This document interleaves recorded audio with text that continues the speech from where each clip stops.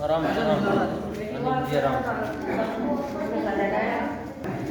ओम तचक्षुर्देवहितं पुरुषात् प्रमुचरत् पश्येम शरदः शतं जीवेम शरदः शतं शृणुयाम शरदः शतं प्रपवाम शरदः शतं अधिनाशाम शरदः शतं भूयश्च शरदः शतात्।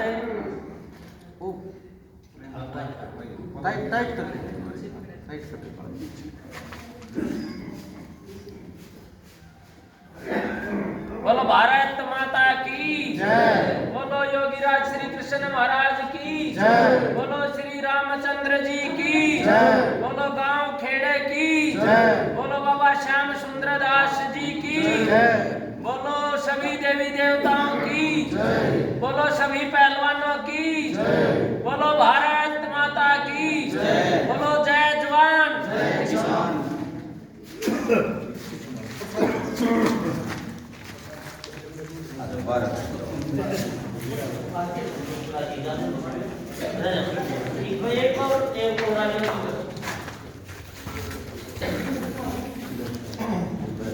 बैठो बेटा एक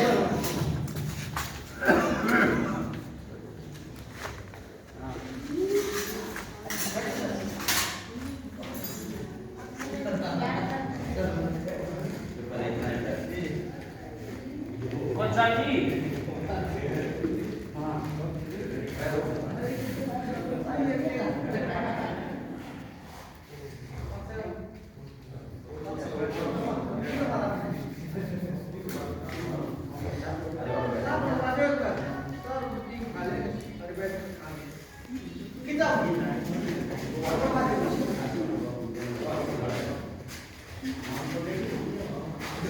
मतलब सब नहीं पर थोड़ी देर ये तो बीच में अच्छी मुझे सुंदर थे कौन सा भी पिछले का महाराज जो रह जाता ठीक है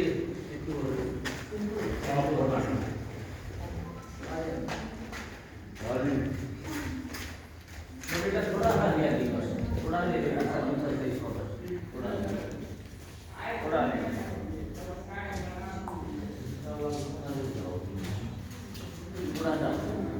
आओ जी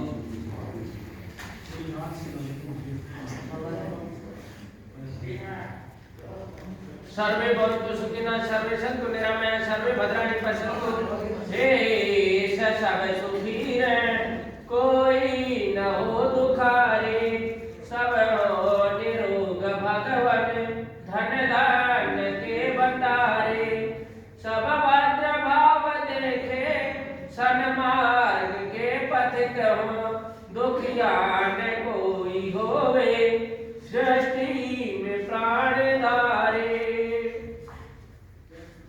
यज्ञ के माध्यम से हमारे बीच में बड़ी सी देर महाराज जी थे बोध साहब जी हैं चिंटू प्रधान जी जो लगातार प्रत्येक चाहे जात आरक्षण हो चाहे किसान आंदोलन हो चाहे और कोई सामाजिक समस्या हो उसमें आगे बढ़ करके गांव का समाज का प्रतिनिधित्व करते हैं ठेकेदार साहब जी हैं और हमारी मातृशक्ति भी हमारे बीच में बैठी और जो बेटियां हैं जिनके ऊपर सारा ये केंद्र बिंदु है जिनके कारण से लगातार बोध साहब जी कई सालों से मैं इनके संपर्क में रहा हूँ।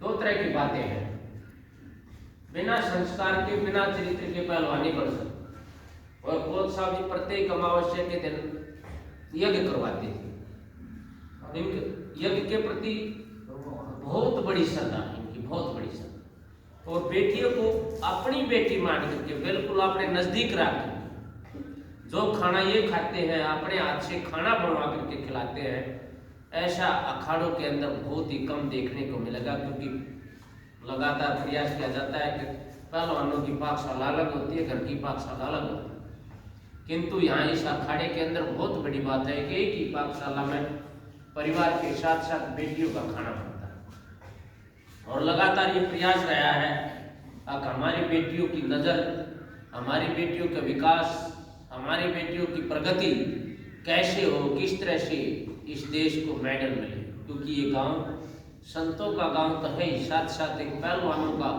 इस गांव के ऊपर मोहर लग रही है पहलवानों के नाम से और ये पहलवानों के साथ साथ किसानों का जब भी किसान के ऊपर आपत्ति आई, किसान के ऊपर परेशानी आई, किसान को दबाया गया, किसान को कुचलने का प्रयास किया गया, तब इस गांव का प्रतिनिधित्व हमारे चिंटू भाई ने कर करके ये दिखाया कि गांव किसानों का गांव, और जो किसानों का गांव होता है वो पहलवानों का गांव होता है, और जो पहलवानों का गांव होता है, किसानों का गांव होता है, वो शहीदों का गांव होता है, और जो शहीदों का गांव किसानों का पहलवानों का होता है वही संतों का गांव होता है। इस भूमि को वरदान है कि ये भूमि संतों की, पहलवानों की, सन्यासियों के साथ साथ सामाजिक कार्यकर्ताओं की, और उसके साथ साथ बहुत ही देश पर समर्पित होने वाले सैनिकों की भूमि है। तो हमने ये यज्ञ किया, दुनिया का सबसे अच्छा काम किया। जितने भी हमारे साथी थे, ठेकेदार साहब जी भी बैठे हैं, संदीप जी भी बैठे हैं, और हमारे विजेंद्र डीपी जी भी बैठे, दूसरे भाई विजेंद्र जी भी बैठे, सारे एक से एक बढ़ करके बच्चों के बारे में सोचता, एक से एक। क्योंकि मैं काफी दिनों से फौज साहब से जुड़ा हुआ व्यक्ति हूँ, सभी खाड़े में जाता हूँ मैं, कोई खाड़ा ऐसा नहीं जिसमें मैं ना जानता, और जिस खाड़े में मैं ना जाता हूँ, किसी प्रकार का कोई भी आंदोलन होया थे, किसान का होया थे, जाट का होया थे, और किसी प्रकार का आंदोलन होया, उसमें भी मैं जाने का पूरा प्रयास करता हूँ। तो इस गांव की जो भूमिका होती है वास्तव में बड़ी विशेष होती है, और उस गांव का जो संस्कार इन बच्चों के अंदर आते हैं, बच्चे आने वाले भविष्य में अपने जो पूर्वज हैं उनका प्रतिनिधित्व करते हैं। सबसे बड़ी बात होती है संस्कार की। अगर आज सबसे बहुत बड़ी प्रॉब्लम हमारे समाज में आई तो संस्कार की है। हमारे पूर्वजों की नहीं मानते। देखो हमारे 4 सूत्र थे, धर्म अर्थ काम मोक्ष, अर्थात पहले धन कमाओ किंतु धर्म से कमाओ। धन कमाना बुरी बात नहीं होती, धन कमाओ, धर्म से कमाओ, और धर्म से कमाए हुए धन से कामना पूरी करो, इच्छा पूरी करो, और जब इच्छाएं पूरी हो जाएगी तो मोक्ष का रास्ता ढूंढना शुरू कर दो। किंतु आज समस्या क्या आई, धर्म के रास्ते को छोड़ दिया, अर्थ कमाने का प्रयास तो किया किंतु दूसरे रास्ते से करना शुरू कर दिया। यह आदि श्रेष्ठ कार्य जो गर्म होने बंद हो गए। तीसरा पाखंड का बहुत बड़ा बोलबाला। हमारी जो प्रवृत्ति, हमारी जो कमेटी, हमारा जो समाज है वो देवताओं का समाज। हम हनुमान को मानते हैं जिसने अपना जीवन श्री रामचंद्र जी के लिए समर्पित कर दिया। इसी प्रकार से हम अपना समाज में समर्पित कर देते थे।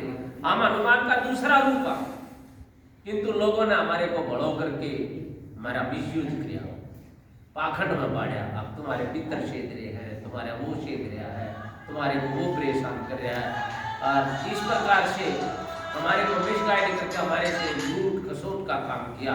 किंतु आज हम जागरूक हैं, पढ़े लिखे हैं। मैं एक बात और बताता हूँ कोच साहब जी, आप एक विचार करके देखो। आज पहले हमारे बच्चे पढ़ते नहीं थे, हम खेती बांट देते थे और कहीं बांट देते थे, पशुओं में बांट देते थे। किंतु जब आज हमारे बच्चे पढ़ने लगे ना, तब सबसे उच्च कोटि के बच्चे हमारे, जब IAS IPS की लिस्ट आती है ना, तो सबसे ज्यादा बच्चे हमारे से लगते, क्योंकि हमारा बच्चा स्वस्थ तो होता ही है, और जो शरीर से स्वस्थ होगा वो मन से स्वस्थ होगा, और जो मन से स्वस्थ होगा वो दिमाग से स्वस्थ होगा।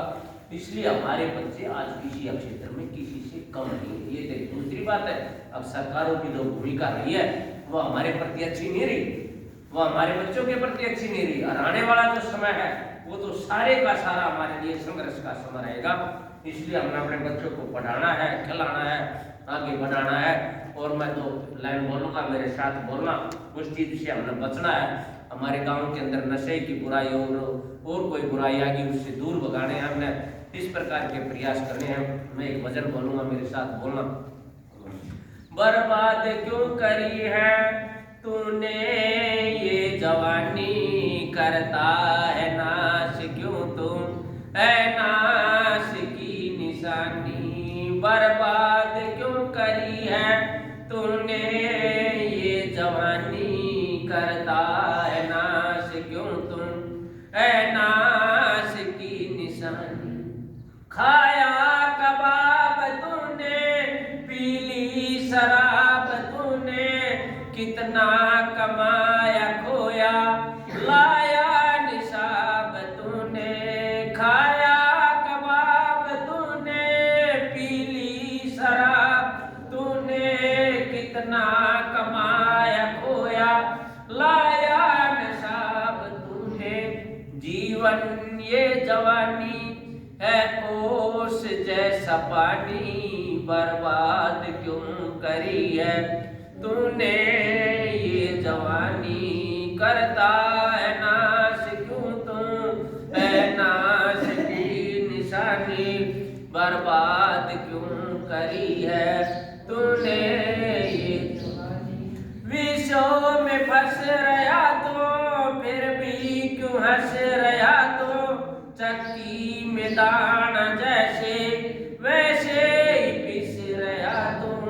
विषयों में फंस रहा तो फिर भी क्यों हंस रहा तो, चक्की में दाना जैसे वैसे ही पिस रहा तुम। ऋषियों की तू न मानी अपने तो मानी, बर्बाद क्यों करी है तूने ये जवानी, करता है नाश क्यों तू है नाश की निशानी, बर्बाद क्यों करी है तूने ये जवानी। अपने आप को बचाना, अपने समाज को बताना है। और सबसे अगर उचित और सबसे श्रेष्ठ अगर चीज है तो स्वास्थ्य है। अगर स्वास्थ्य है तो सब कुछ है, और स्वास्थ्य नहीं तो कुछ भी नहीं। इसलिए दो लाइन बोलता हूं मैं। ये कोठी मजा न देगी, ये बिल्डिंग मजा न देगी, ये कोठी मजा न देगी, ये बिल्डिंग मजा न देगी। रोग होंगे तन में, रोग होंगे तन में, तो रोटी मजा न देगी, ये कोठी मजा न देगी, ये बिल्डिंग मजा न देगी, ये कोठी मजा न देगी, ये बिल्डिंग मजा न देगी। रोग होंगे तन में, रोग होंगे तन में, रोटी मजा न देगी, ये कोठी मजा न देगी, ये बिल्डिंग मजा न देगी। रुंडी हो चाहे खुंडी, लांडी हो चाहे भुंडी, रुंडी हो चाहे खुंडी, लांडी हो चाहे भुंडी, बिना दूध के, बिना दूध के ये जोटी मजा न देगी, ये कोठी मजा न देगी, ये बिल्डिंग मजा न देगी, ये कोठी मजा न देगी, ये बिल्डिंग मजा न देगी। तो अपने स्वास्थ्य को सबने ठीक रखना है, अपने बच्चों को पढ़ाना है, माता पिता की सेवा करनी है, अपने बच्चों को अच्छा खिलाना है, चरित्रवान श्रेष्ठवान बनाना है, मोबाइल से थोड़ा सा दूर रखना है, और अच्छी चीजों का अपने पूर्वजों के संस्कार इनके अंदर समर्पित करने हैं। आज दुख की बात है कि अपनी 3 पीढ़ी के बालक का नाम याद होना, अमिताभ बच्चन की 7 पीढ़ी याद करे।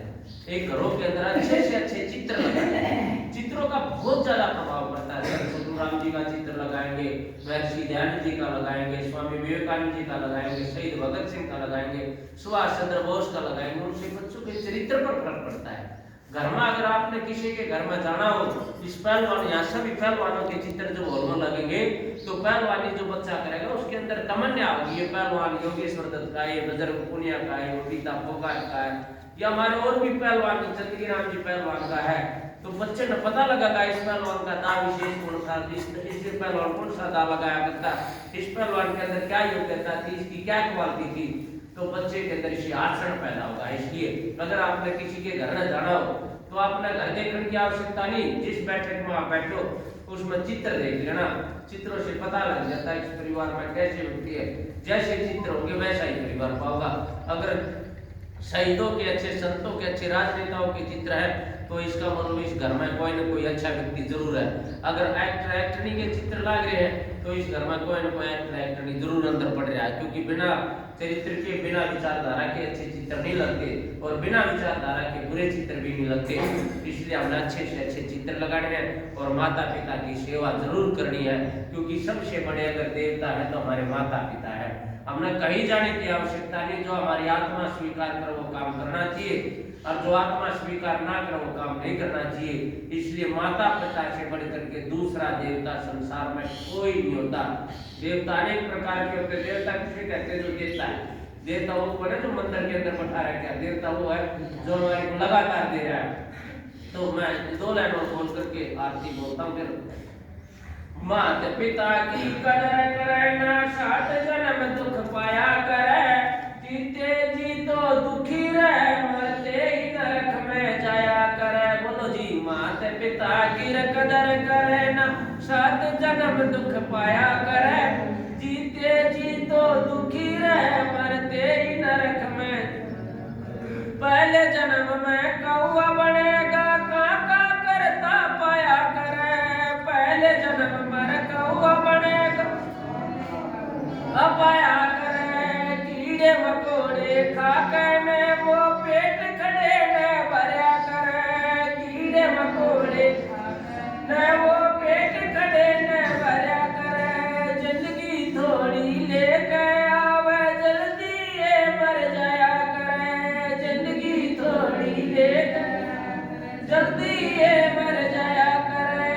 मात पिता की कदर करे ना, 7 जन्म दुख पाया करे। मात पिता की कदर करे ना, दुख पाया करे। जीते जी तो दुखी रहे, मरते ही नरक में जाया। तो माता पिता की भी कदर करनी चाहिए। हमने कई पहलुओं पर चर्चा करी। अब इसके बाद में एक बार खड़े होंगे, आरती करेंगे, उसके बाद में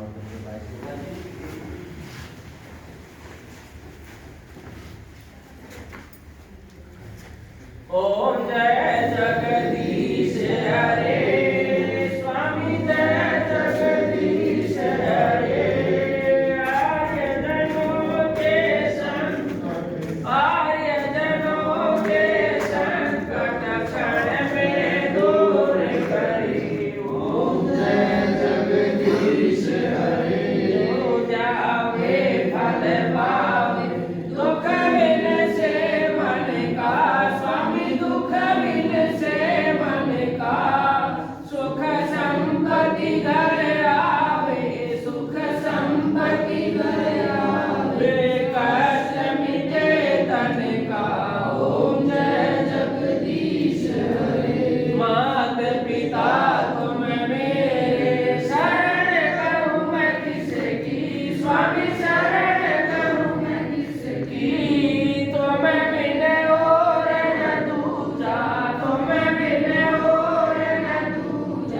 आज करूं मैं जिसकी। ओम जय जगदीश हरे। तुम पूर्ण परमात्मा, तुम अंतर्यामी। स्वामी तुम अंतर्यामी। पार ब्रह्म परमेश्वर, पार ब्रह्म परमेश्वर, तुम सबके स्वामी। ओम जय जगदीश हरे। करुणा के सागर, तुम पालन करता। स्वामी तुम पालन करता। मैं मूर्ख अज्ञानी, मैं मूर्ख अज्ञानी, कृपा करो भरता। ओम जय जगदीश हरे। तुम हो एक अगोचर, सबके प्राणपति। स्वामी सबके प्राणपति, किस विध मिलो दया, कैसे मिलो दया। मैं तो मुझको सुमति। ओम जय जगदीश हरे। दीन बंधु दुख हरता, तुम रक्षक मेरे। स्वामी तुम रक्षक मेरे। करुणाष्ट बढ़ाओ, करुणाष्ट बढ़ाओ, शरण पड़ा तेरे। ओम जय जगदीश हरे। विषय विकार मिटाओ, पाप हरो देवा। स्वामी पाप हरो देवा। श्रद्धा भक्ति बढ़ाओ, श्रद्धा भक्ति बढ़ाओ, संतन की सेवा। ओम जय जगदीश हरे।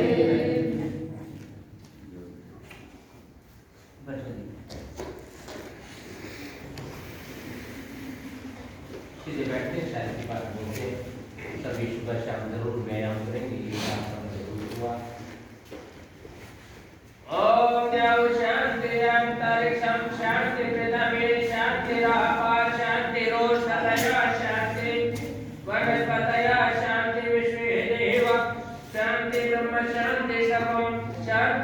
शांतिरेव शक्ति श्यामा शांति रेधि। ओम शांति शांति शांति ओम। जो बोले शोभा वैदिक धर्म की जय, ब्रह्म शिव जगत की जय, महर्षि दयानंद की जय, मर्यादा पुरुषोत्तम श्री रामचंद्र जी की जय, योगीराज श्री कृष्ण महाराज की जय, दादा श्याम सुंदर दास की जय, दादा श्याम सुंदर दास की जय, देश पर शहीद होने वालों की जय, शरद छोटू राम जी की जय, शरद छोटू राम जी की जय, हमारे सभी साधु संत महात्माओं की जय, हमारे सभी संत साधु महात्माओं की जय, सभी पहलवानों की जय, सभी किसानों की जय, वेद की ज्योति जलती रहे, ओम का झंडा ऊंचा रहे, वैदिक धर्म की ओर।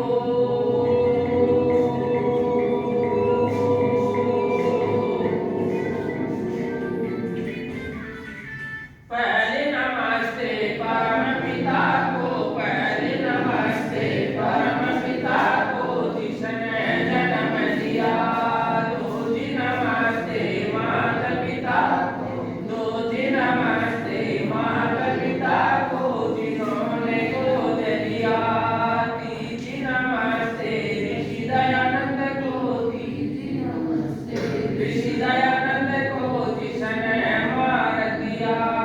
चौथी नमस्ते गुरुजनों को, चौथी नमस्ते गुरुजनों को, जिन्होंने ज्ञान दिया। पांचवी नमस्ते उन किसानों को, पांचवी नमस्ते उन किसानों को, जिन्होंने अन्न दिया। छठी नमस्ते उन शहीदों को, छठी नमस्ते उन शहीदों को, जिन्होंने देश दिया। सातवीं नमस्ते आप सभी को, सातवीं नमस्ते आप सभी को, कुश्ती भवन में यज्ञ किया। पहले नमस्ते परम पिता को, पहले नमस्ते परम पिता को, जिसने जन्म लिया।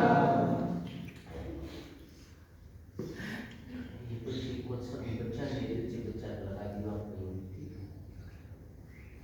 वासु की छे वासु आजा ना वासु नो आजा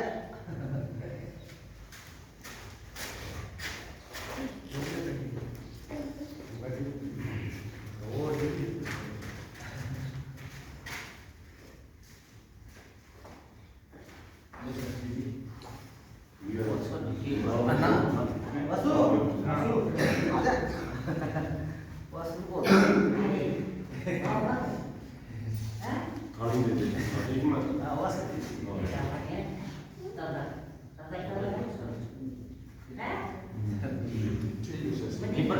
प्रसाद और बैठे हैं सारे बैठ चाप है चाप बैठ के दाना नहीं भाई